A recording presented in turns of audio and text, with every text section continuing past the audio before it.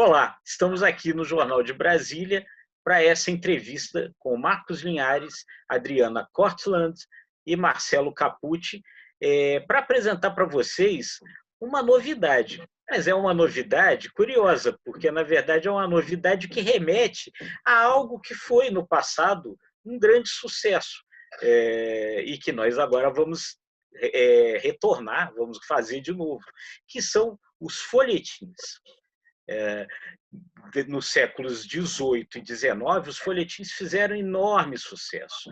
Eles são o avô das novelas que a gente assiste na televisão. Pais das radionovelas, avós das telenovelas. São histórias contadas em capítulos e publicadas nos jornais, e que nós vamos, então, começar a publicar na edição impressa do Jornal de Brasília e também no site do jornal, na edição pela internet. E Marcos Linhares, Adriana Cortland e Marcelo Capucci são os autores desse folhetim que nós iremos começar a publicar. Marcos, vamos começar então por você. É uma ideia interessante, né? Quer dizer, os folhetins fizeram muito sucesso lá atrás. Alguns grandes clássicos da literatura universal foram publicados, né? Originalmente como folhetim. Os Três Mosqueteiros, de Alexandre Dumas, Quincas Borba, de Machado de Assis. Nelson Rodrigues, mais recentemente, né, escreveu Engraçadinha, né, Seus Amores e Seus Pecados, como folhetim originalmente, e agora vocês, então, apresentam o outro lado da solidão, que vai começar a ser publicado na quinta-feira pelo Jornal de Brasília. Conta como é isso, Marcos, como é que surgiu essa ideia e o que o leitor vai ler, pode esperar da história que vocês vão contar. Olá, Rodolfo. Olá a todos. Muita alegria estar aqui com meus colegas, com a Adriana e com o Marcelo.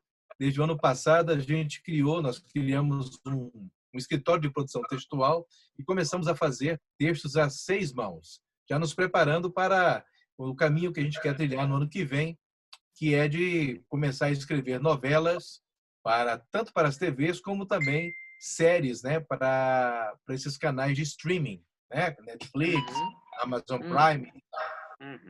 E aí pintou a ideia, a gente já tinha escrito 2, a gente estava numa terceira, e aí eu tive essa ideia, joguei para os meninos, né, para o nosso grupo, de fazermos uma novela ambientada agora, na época da pandemia, e que fosse em capítulos, que a gente publicasse como um folhetim.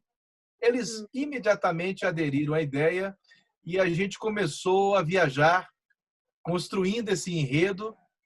E é muito curioso, é muito rico como isso tudo vai acontecendo e vai tomando a gente na escritura desses capítulos. E aí eu tive a sorte de...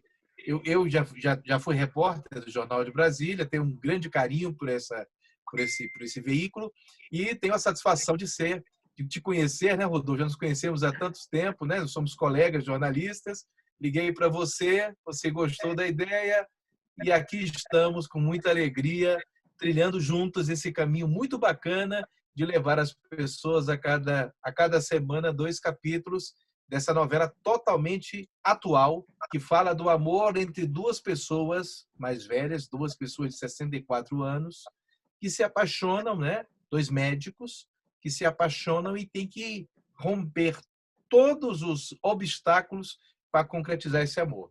Em meio à pandemia, em meio são médicos, né? Então eles têm que combater a pandemia, em meio os esquemas de superfaturamento do hospital, tem de tudo, tem violência, tem violência, tem política, tem essas questões psicológicas, né? Emocionais, a pessoa que acha que não vai mais amar.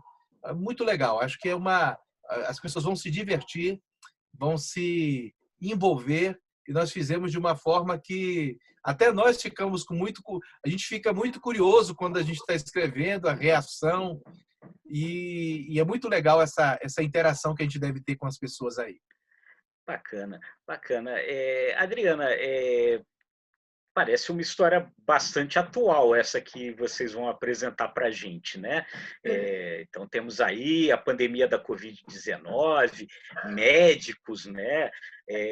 Superfaturamentos, enfim, tudo isso que a gente também lê nas outras páginas do jornal, não é mesmo?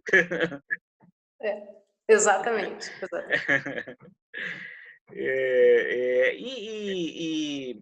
E assim, embora a gente esteja falando aí de um gênero literário que fez muito sucesso em séculos passados, né, ele talvez agora ele possa retomar, né, nessas novas plataformas. Hoje as pessoas não leem tanto os jornais na sua versão de papel, né, mas agora estão começando a descobrir, de redescobrir, digamos assim, os jornais nas suas versões pela internet, nas suas versões eletrônicas, né?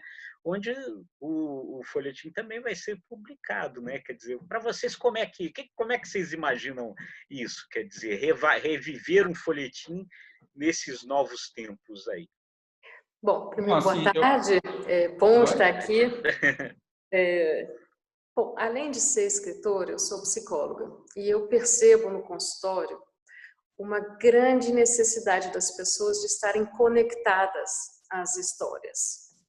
Elas gostam de se conectar, elas gostam de discutir, e agora a realidade virtual, ela entrou nas nossas vidas de uma forma, eu acho que agora perene. Então, o folhetim, ele une várias coisas. A necessidade de falar sobre o que a gente está vivendo, né? Falar sobre o Covid, falar sobre o amor nos tempos do Covid, discutir como a sociedade recebe esse momento. As pessoas estão muito mais interessadas na realidade virtual, elas participam, elas estão diariamente ligadas à internet.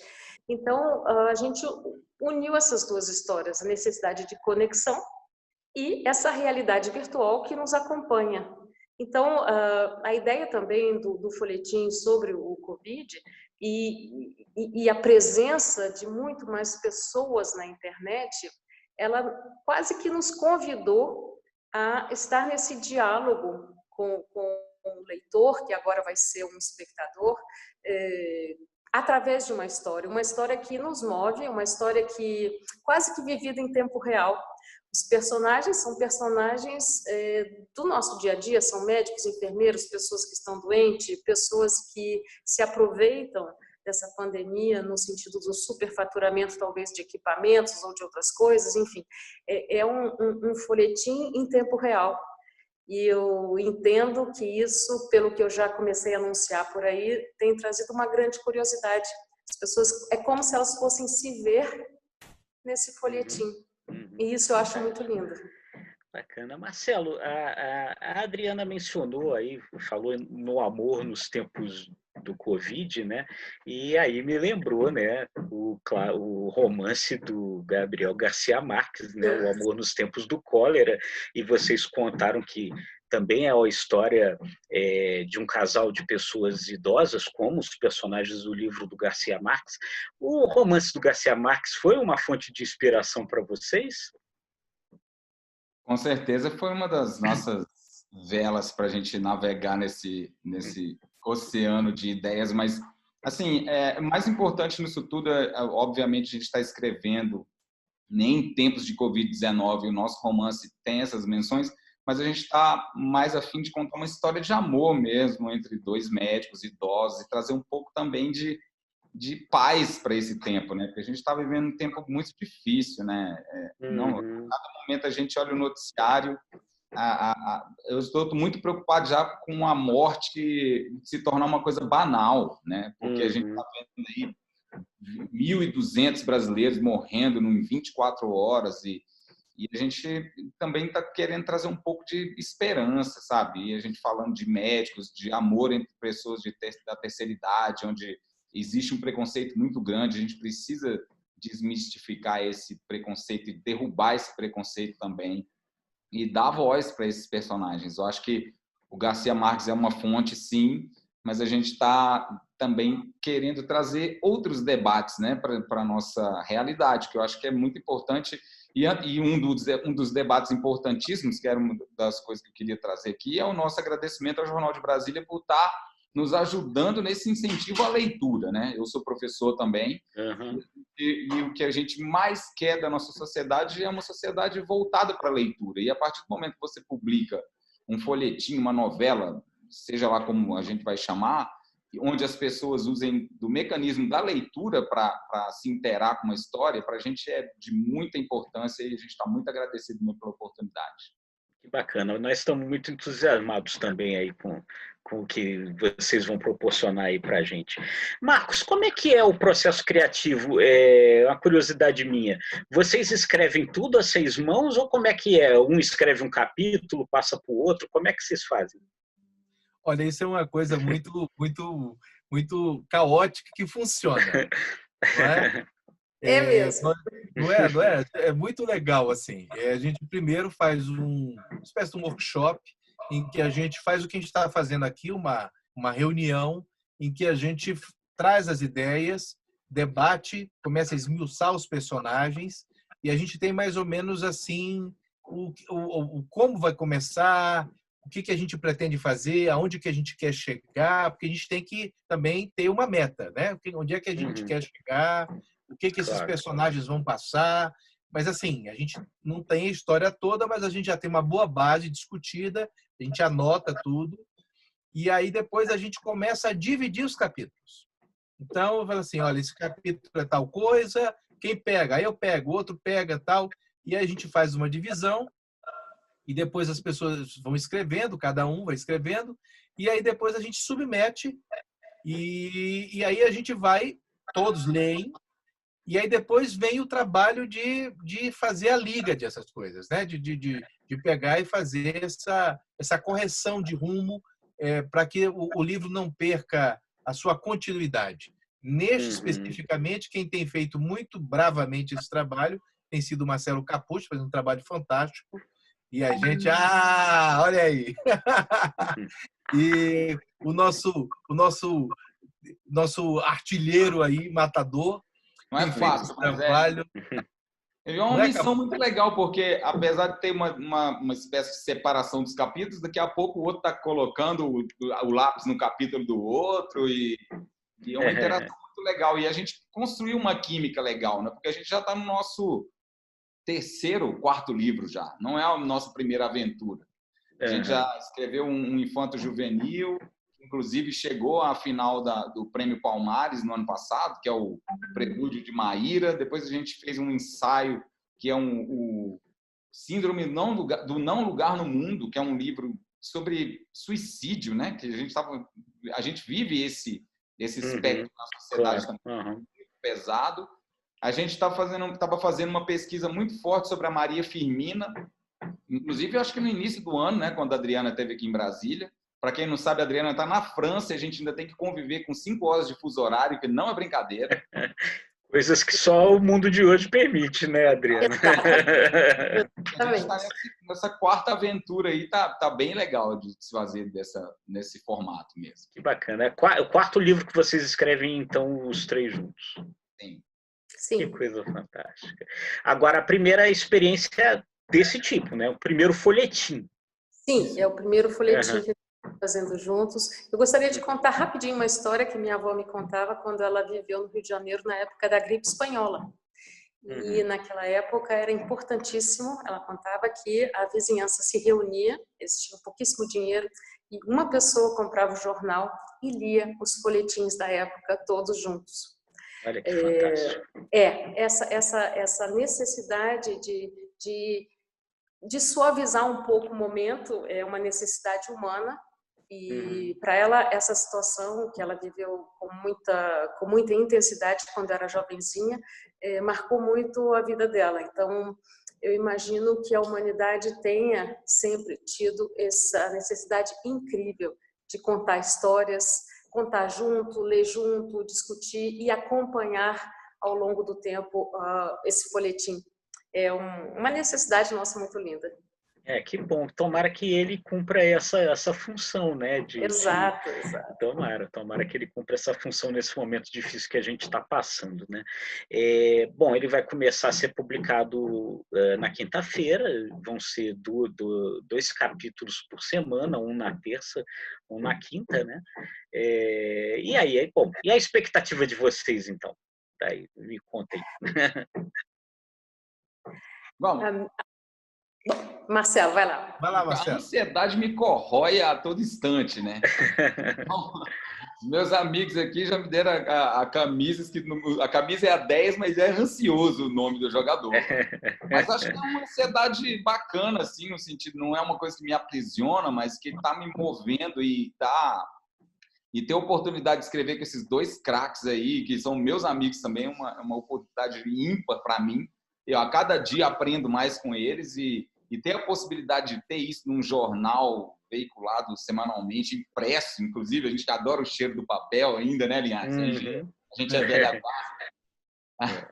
Vai ser uma oportunidade sensacional e nas redes sociais também acho que a gente vai conseguir fazer um movimento bem legal, até porque a gente já viu novelas nesse país mudarem, inclusive, os rumos da nação, né? Quem sabe a gente não está inaugurando uma nova fase disso daí também, né? Sem dúvida, sem dúvida. Inclusive pelos protagonistas, eles têm mais de 60 anos, eles têm 64 anos. A gente fez questão de realmente trabalhar com a ideia do amor na terceira idade como sendo não só possível, como lindo, como aconselhável, como realmente trabalhar no sentido de desmitificar um pouco esses preconceitos que a gente tem do tipo, já vivi o que tinha que viver, não preciso mais disso. Não precisa sim, a gente adora. Que bacana. Desculpa, Marcos.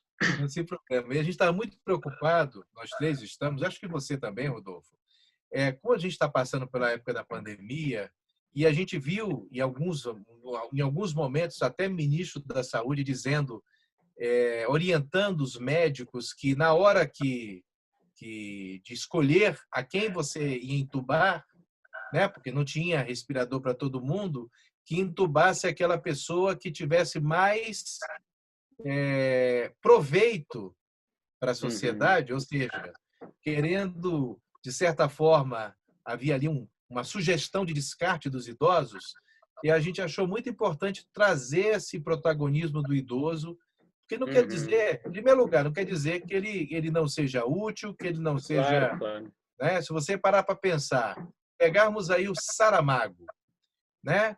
O Saramago começa a escrever tardiamente e ganha um Nobel, né? Então, se a gente for pegar e ver a produtividade de pessoas mais velhas, com toda essa experiência, com esse capital que a gente tem, então a gente ficou preocupado. Por que o não poderia ter protagonistas que protagonizassem um belo amor contra tudo e contra todos, e mostrando e mandando essa mensagem para a sociedade, que acho que é importante, da necessidade de se respeitar, de se valorizar o idoso.